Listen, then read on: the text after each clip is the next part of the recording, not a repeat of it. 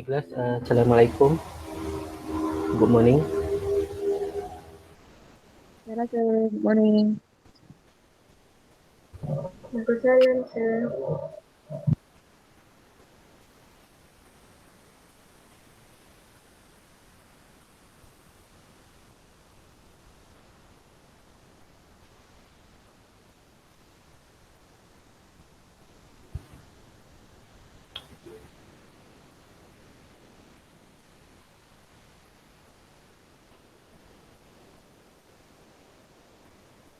Okay, so untuk hari ini kita akan masuk uh, chapter yang terakhir, which is array. Okay, so basically macam saya cakap sebelum ni, kalau kamu nak tahu apa itu array, sebenarnya array sama juga macam constant ataupun variable. Okay, which is storage yang kita guna untuk store value. But the difference is with array we can store multiple values, which is something we cannot do in variable or constant. Sebab constant dengan variable kita boleh store single value saja. Okay. Okay, so basically in this chapter kita akan belajar pasal array, how to declare, how to manipulate data, and we also can go through sikit pasal array in function, okay, and so on. Okay, so introduction to array. Array is a collection of a fixed number of components wherein all of the components have the same data type. Okay. Uh, even kita boleh store value, multiple value, but dia ada syarat lah. Maksudnya all the list of numbers tu needs to have the same data type. Maksudnya kalau first number int, second number char, third value is string, that one cannot lah. Okay, sebab dia tak sama data type. Dia kena daripada awal sampai ke hujung, even dekat tengah pun semua kena data type yang sama. Okay. And for your information, dalam programming ni, dalam data structure, kita ada several kind of array lah. Ada 1D array, 2D array, tapi in our syllabus kita hanya cover untuk 1D array, one dimensional array. Okay. Okay. So sama juga macam tadi, is used to store multiple value in single identifier. Okay. So kita tak perlu nak declare banyak-banyak identifier lah. Cukup kita declare satu and then kita store multiple value. Okay. For dia punya syntax adalah macam biasa, kita start dengan data type apa kita nak store value tu, and then array name. Okay, lepas array name followed by bracket, bracket yang segi empat ni. Okay. Okay, and then dalam bracket ni adalah number of items, maksudnya berapa banyak value yang kita nak store. Okay, so for example is I declare float temp bracket 5, which is maksudnya store 5 float value in 10 variable. Okay, sama juga macam int max bracket 4. It means to store 5 integer value in max variable. Okay.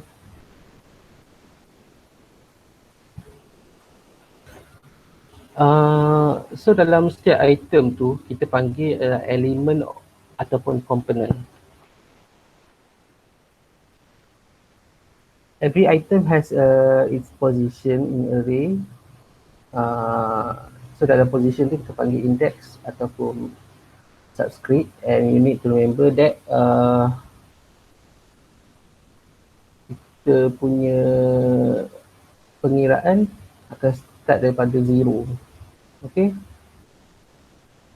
And then kita ada example dekat sini. Contoh kalau kamu buat int num bracket without declare how many value that you want to store, so it is error lah. Jadi kamu kena letak dia punya number of items, kamu nak store berapa, 5 ataupun 10 ataupun 15. Okay. But kalau kamu declare followed by initialization, yang tu lain, yang tu tak error. For example, int num bracket, okay, empty bracket equals, and then open curly bracket, and then dalam curly bracket tu kamu dah tulis siap-siap apa dia punya value yang kamu nak. Contoh masukkan 1, 2, 3. Okay. Yang tu tak error. Okay. Jadi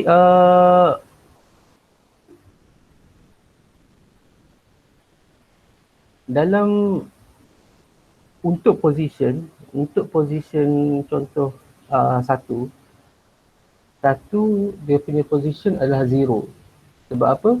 Sebab kita start kira position daripada kosong, daripada 0. Okay. So kalau saya tanya apa position untuk 3, so dia punya position adalah 2 sebab 0, 1, 2. Tapi kalau soalan dia, kalau saya tanya berapa bilangan items yang ada, dia punya bilangan adalah 3. Okay, bukan 2. Untuk cara pengiraan bilangan tu macam biasalah, macam normal lah, start dari 1 ke 3. Tapi untuk kira position, dia start daripada 0. Okay.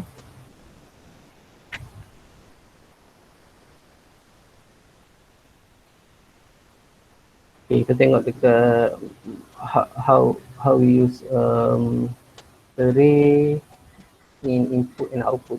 So macam biasalah untuk declaration macam tadi. Contoh int num followed by bracket, and then dalam bracket tu kita declare berapa banyak items. Okay. And then untuk cin, kita tulis nama data type, nama array, and then kamu kena ingat untuk setiap array, dia lepas nama tu mesti ada bracket. Okay, mesti ada bracket, mesti kamu letak bracket. Okay, bracket tu represent array lah. Okay, and then kamu tulis dia punya elemen. Jadi kalau kamu tak tulis dia punya bilangan item tu, dia akan jadi error. Okay, so kalau dekat sini kamu tulis cin num bracket 20, so dia akan masukkan 21 nombor. Sebab apa 21? Sebab dia start daripada 0. Okay, start daripada 1. Kalau start daripada 1 ialah ada 20. Tapi bila kita start daripada kosong, kalau kamu kira tangan, kalau kamu kira manual, dia punya bilangan yang ada sebenarnya adalah 21. Tapi dia punya nombor position yang terakhir adalah 20. Okey. Sama juga macam sit out. Just tulis sama juga 6 bracket 20. Okay. And then untuk looping pula, kita biasa kamu tulis looping, and then kalau for example untuk kamu nak display items dalam array tu, kamu just see out and then num. So dalam bracket tu kamu tak perlu lah nak tulis okay, untuk see out tadi bila kamu tulis 6 dalam bracket 20, tu maksudnya adalah untuk display the 21 value. Maksudnya dia, contoh yang saya cakap tadi, bila kita see in 6, 20, kita akan masukkan 21 item. Tapi bila kita see out, bila kita tulis 6, 20, dia bukan display all the items in the array. Okay, kalau ada 21 semua dia display, tak. Maksudnya kat sini adalah 6, 20, dia just display position yang ke-21 sahaja. Okay, jadi macam mana kalau kita nak display all the items in the array, which is kita nak display semua item lah, semua nombor, semua value yang dalam array tu. Jadi cara dia kita guna looping.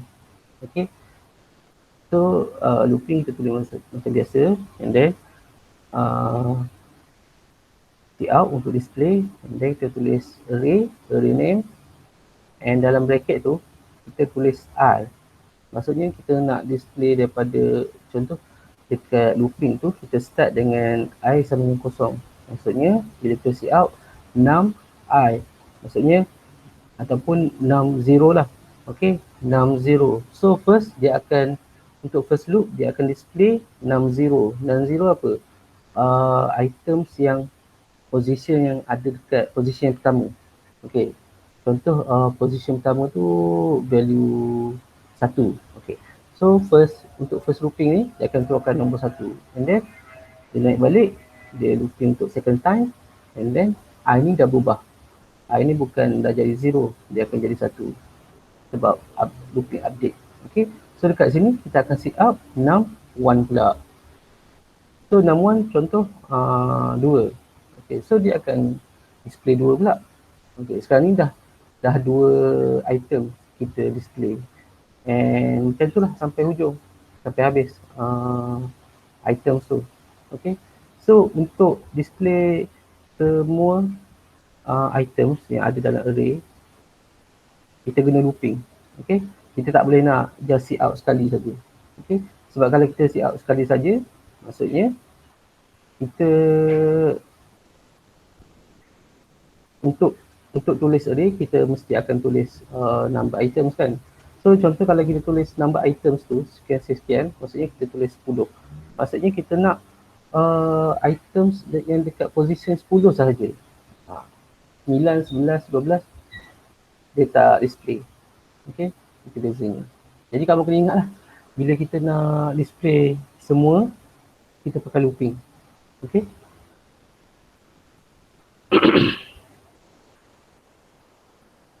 And sama juga macam tadi, kita boleh declare dengan initialize sekali. So contoh kalau kita untuk int, kita declare temp and then number items 5. So untuk initialization kita akan tulis 5 lah dalam curly bracket macam ni. Okay, same case with char. And then untuk char ni dia ada 2 cara lah. Sama ada kita split ataupun kita letak dalam satu double quote. Okay, so untuk bila ada satu karakter, kita guna single quote. Okay, bila kita ada banyak karakter, dalam satu-satu tu, dalam satu blok, kita guna double quote. Okay. So untuk char kita ada dua cara lah untuk initialize. Okay. Ni just untuk part yang kamu kena take note lah. For example, contoh kamu declare bilangan items tu tak sama dengan apa yang kamu dengan apa yang kamu initialize. Contohnya int max and then kamu declare 6. Tapi dekat initialization kamu just kamu just initialize 3 item saja. So tak cukup lagi 3.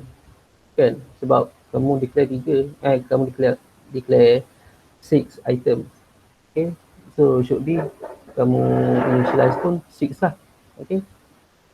Jadi bila tak cukup, compiler akan consider yang tak cukup tu as zero value. Okay? Akan jadi 1, 2, 3, 0. Okay? Tapi bila terlebih, bila kita declare sikit tapi kita initialize banyak, dia ambil maksimum dekat situ je. Okay.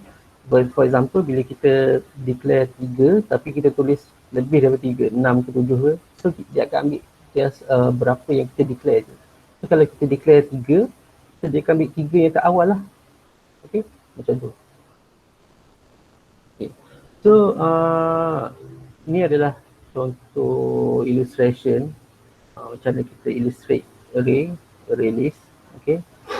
So macam contoh kita ada int list stack. Okay. So kita akan buat macam ni lah, macam by box stack on it. Okay. So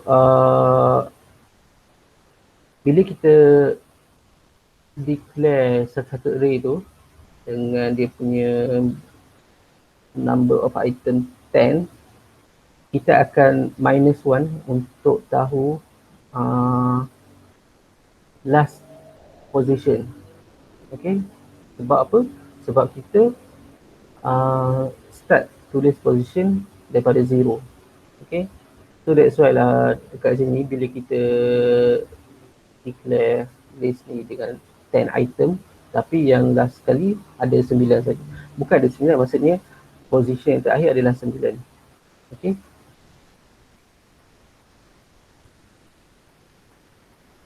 So ni satu, and then untuk access ataupun macam tadi untuk kita see out, so kita akan tulis list 5, jadi dia akan cari position yang ke-5. Okay. Dia macam sama tapi tak sama. Okay. So macam dekat sini adalah ni untuk declaration. Sebab apa? Sebab dia ada variable. Tapi ni adalah kita just tulis nama array saja, list 5. Maksudnya kita nak access item dalam array list yang ada dekat position 5. So kamu carilah dekat mana position 5 ni.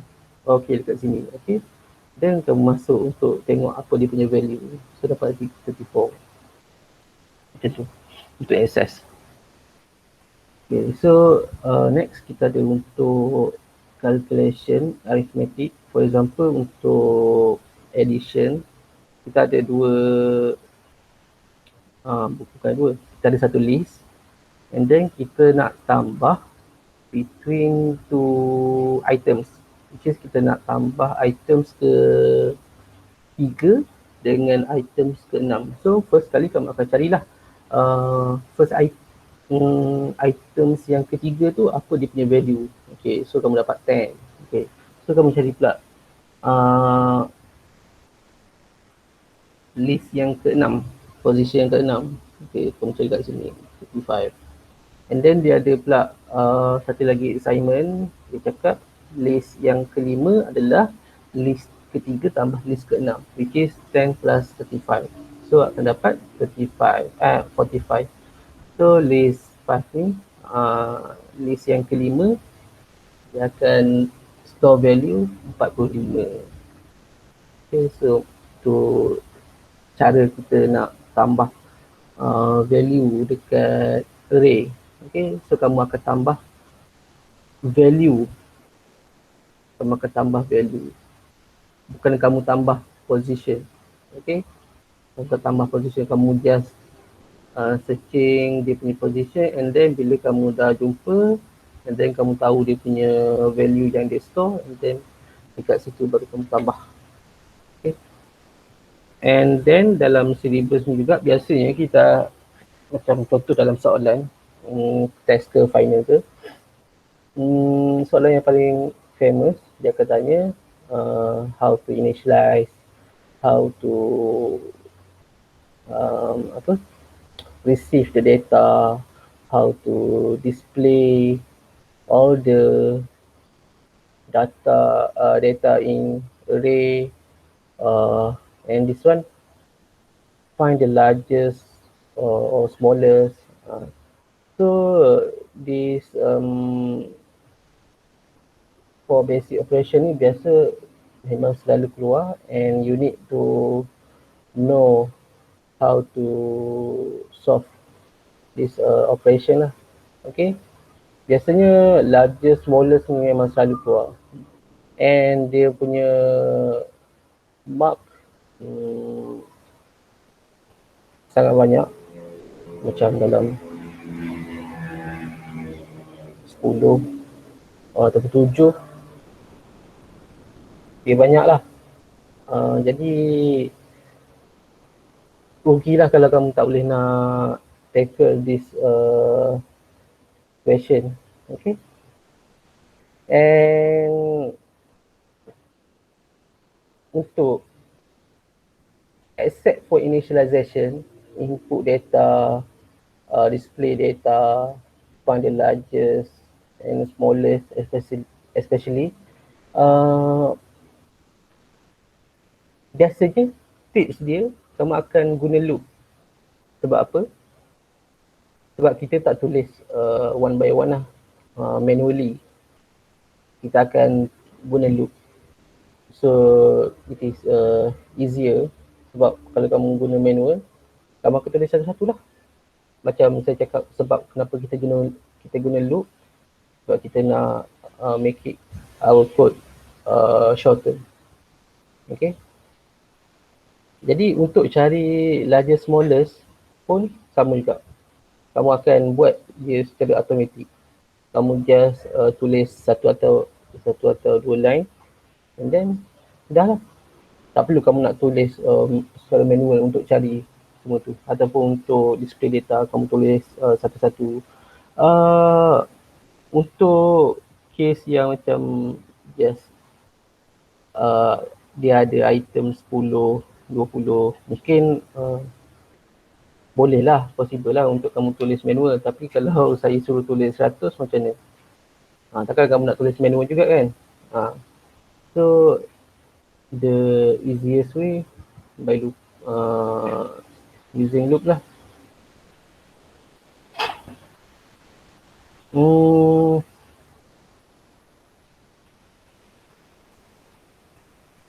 Jadi ni pun sama juga, how to access the array.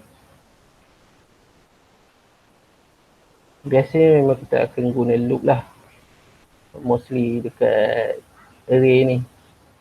Okay. Macam contoh dekat sini kan, kita nak receive input, kita nak enter input. Contoh dia nak 100. Macam mana kamu nak buat? Tulis in satu-satu.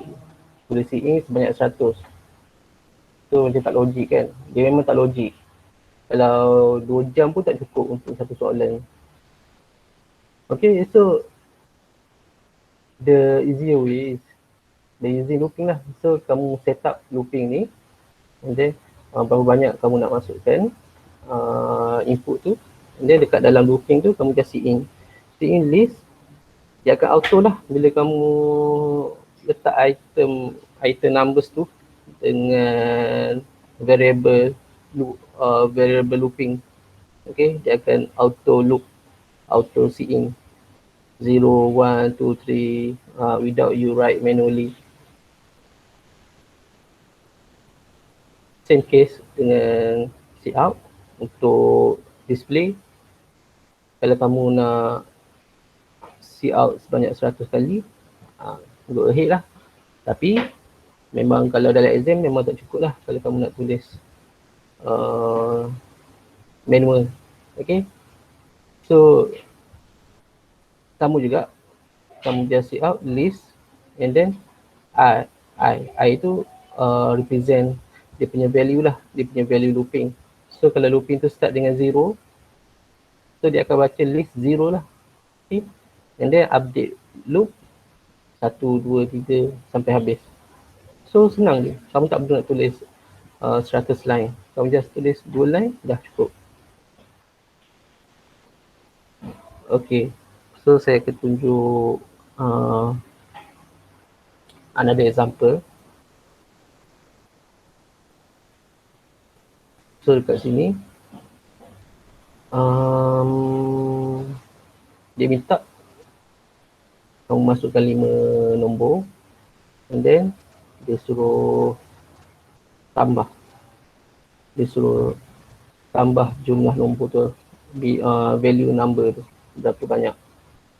So dekat sini saya masukkan see in tu dalam looping lah, sebab saya tak nak tulis manual 5 kali. Okay, so dia just auto see in, masukkan. Tapi lepas setiap kali masuk tu dia akan follow by dengan summation. Okay, sebab dia akan kira sum tu automatic juga. Kamu kena ingat, bukan kamu yang kira.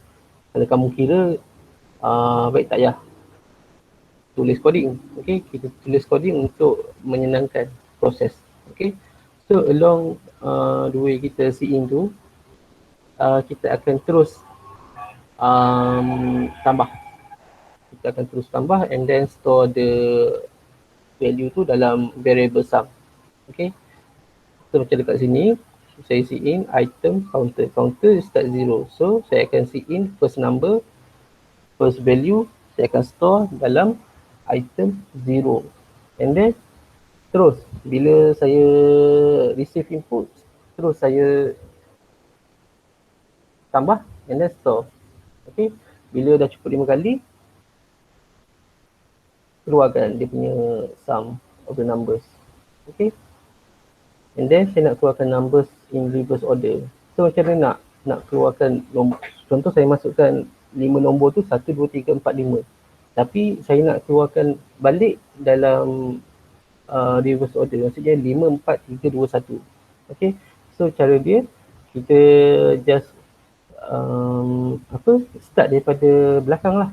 Maksudnya kita kena tahu position berapa yang paling last.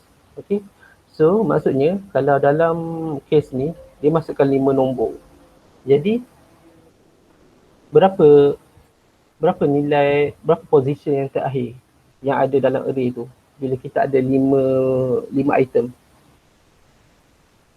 berapa?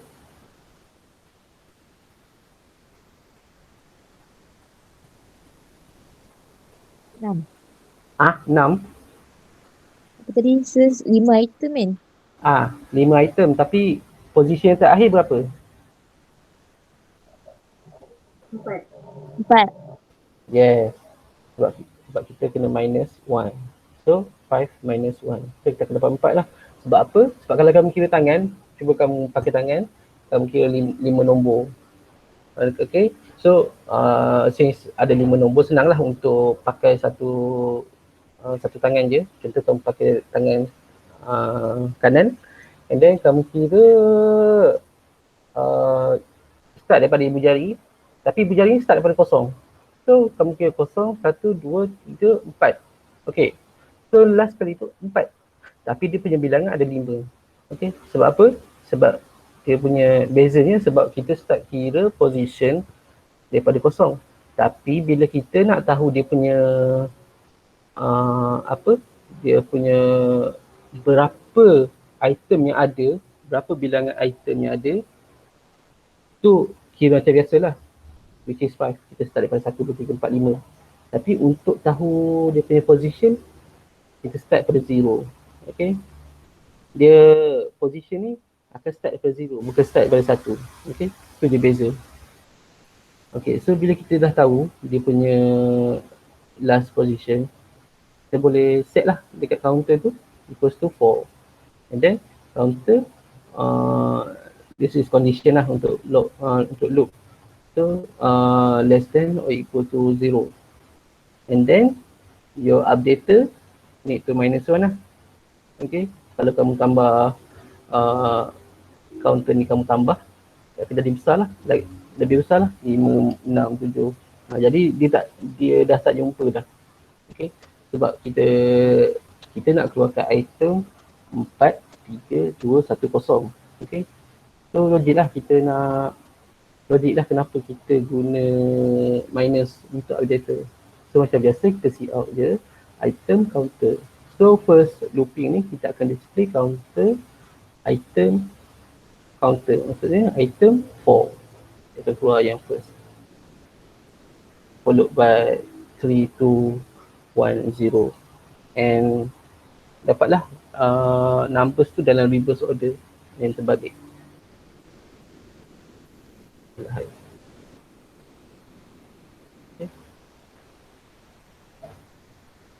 So this is screenshot untuk output lah. Okay. And then kita ada juga array dalam function. Okay, function yang sebelum ni kita belajar, kita boleh masukkan array juga. So untuk for those yang buat project and ada array dekat kamu punya function, bila kamu nak pass value tu, so this is part yang kamu kena highlight lah. Okay.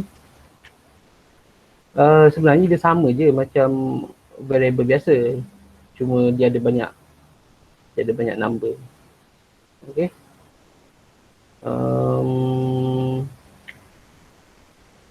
So contoh syntax yang kita buat bila involve function macam ni lah. Contoh void function array as param. So dekat dalam dia punya parameter ni, dia guna array int list 1. Macam mana kita nak tahu? Dia ada bracket lah. So bracket ni represent array. Okay. So bila kita nampak ni ada variable ni, identifier ni ada bracket, that means that identifier is array. Okay.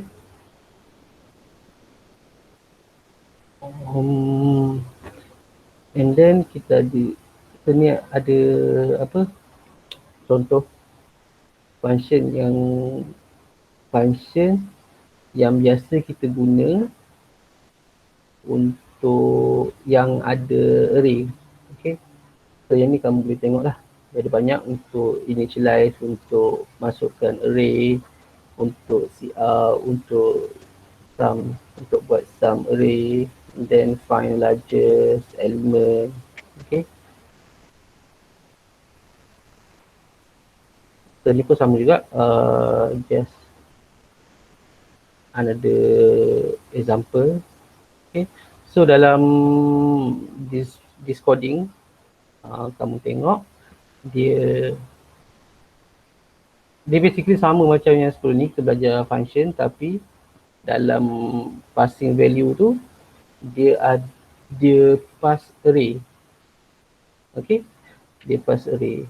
So kita buat macam biasa lah, kita buat main, kita buat user define, and then kita pass array.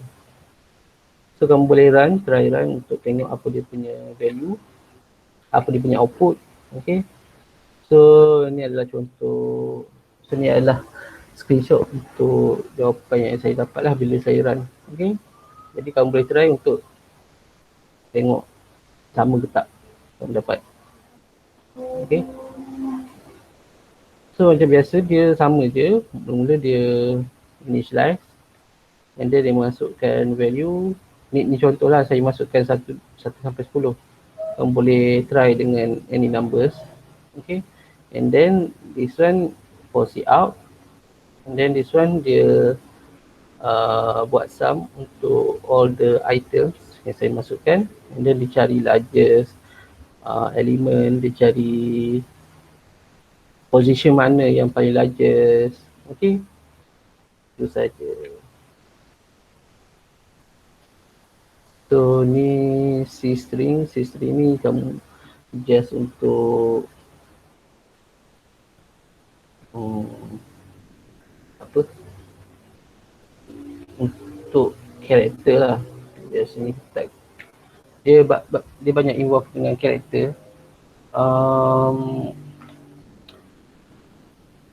Dalam soalan final, biasanya dalam soalan final dia akan tanya bilangan.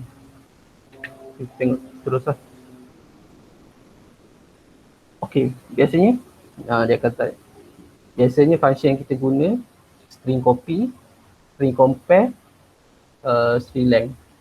Maksudnya string copy ni kita nak copy lah daripada satu storage ke another storage. Okay. And then kita ada string compare. Compare ni kita nak kita ada dua condition, kita nak tahu yang mana lagi besar ke apa. Okay. And then kita ada string length. String length ni maksudnya kita nak tahu dia punya length of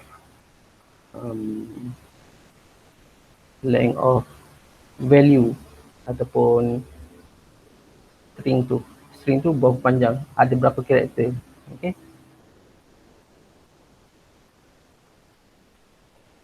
So ni sama macam yang sebelum ni, kalau kamu ingat kita guna ASCII tu. Ini just another example, tapi itu sama saja. Okay. So macam dekat sini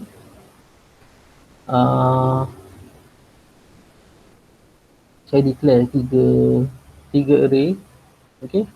Char student name 21, char my name, array 16, char your name, array 16. Okay. So saya tulis string copy my name, and then nama saya lah, Ridwan Razali. Okay. So my name akan store nama tadi, Ridwan Razali. Okay. And then string length. So dia string length ni dia akan kira ada berapa karakter dalam Ridwan Razali. Okay. So kalau kamu kira dia ada 13 lah. 1, 2, 3, 4, 5, 6, 7. 1, 2, 3, 4, 5, 6, 7, 8, 9, 10, 11, 12, 13. Oh, dia tak kira space. Okay. Dia just kira karakter saja. Okay. And then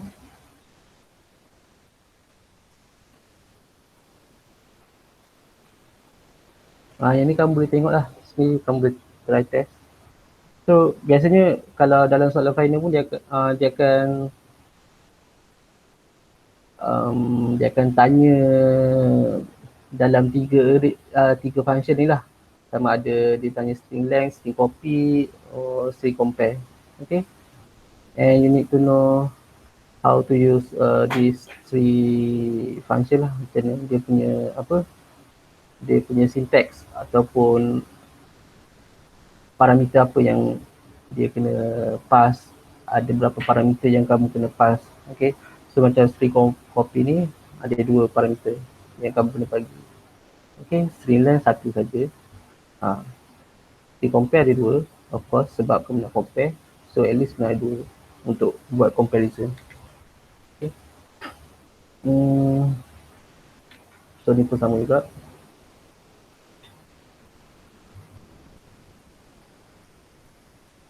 Ni untuk reading just for knowledge lah. Macam hari tu ada soalan dekat lab 1, macam saya suruh buat pasal tick in get line. Okay. Itu pun salah satu function yang ada untuk string. So dalam case ni another example is string get. So kamu boleh try lah apa beza bila kamu guna string get dengan string get line. Okay. So that's all for array. Then we are finished lah dengan our syllabus. Okay. So ada soalan?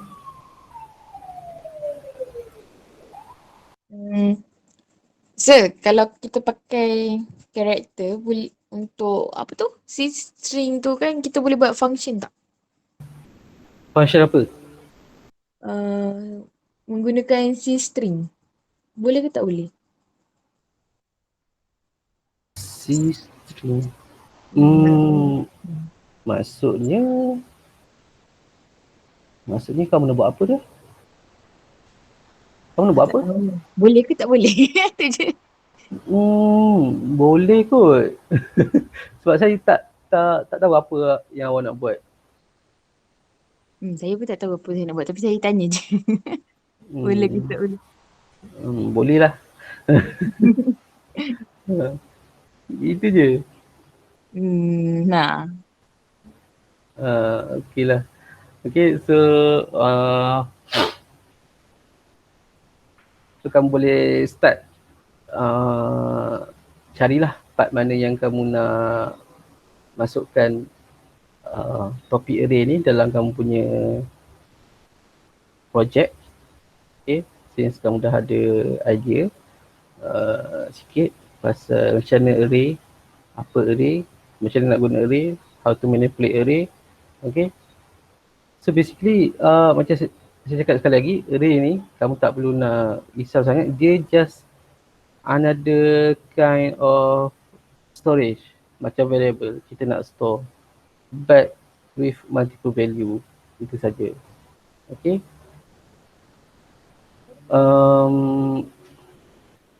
So kalau tak ada soalan, kita jumpa next session untuk third quiz.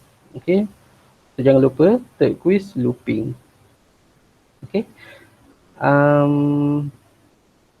Okay lah. Itu saja untuk hari ini. Thank you class. Assalamualaikum.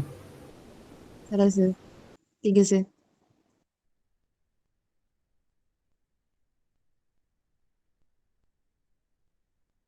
Thank you, sir.